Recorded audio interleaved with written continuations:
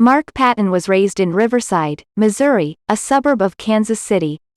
His first interest, starting at age 8, was in gymnastics. By his high school years, he had excelled in the Junior Olympics. But acting had also begun to interest him. Mark began studying in his high school's drama department and soon found himself appearing in Emlyn Williams's Night Must Fall and John Gay's House of Blue Leaves for the Missouri Repertory Company. He also had an interest in country and western music, which his folks had always tried to encourage him to pursue. At 17, after graduating high school, he flipped a coin to determine which would it be, New York or Nashville. It came up tails, and it was off to the Big Apple, where he landed weeks later with $132 in his pocket. He stayed at a Broadway hotel, and was able to find work almost immediately, first as a waiter and then, upon searching for an agent, work in advertisements and in off-Broadway productions. In 1982 he landed a role on Broadway opposite Cher, Sandy Dennis, Kathy Bates, and Karen Black, playing a gay character, Joe Qualley. The play, written by Ed Grochik and directed by Robert Altman, was adapted into the film of the same title, Come Back to the 5 and Amp. Dime, Jimmy Dean, 1982, which launched his Hollywood career.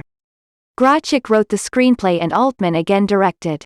The following year, he starred in Anna to the Infinite Power, 1983, and appeared in a made-for-television movie, Kelsey's Son, 1983, alongside Chuck Connors.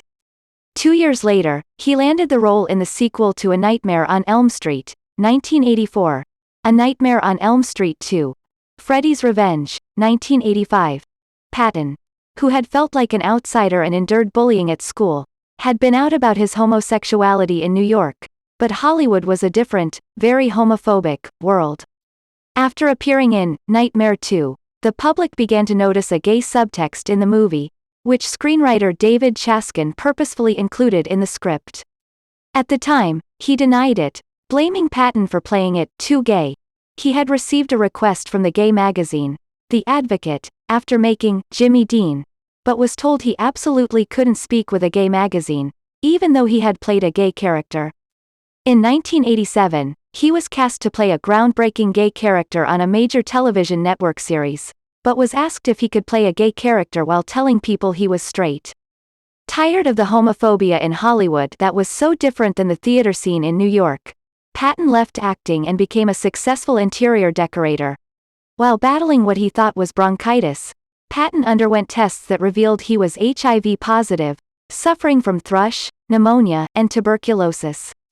He was diagnosed on his 40th birthday, and 3 days later was in the hospital.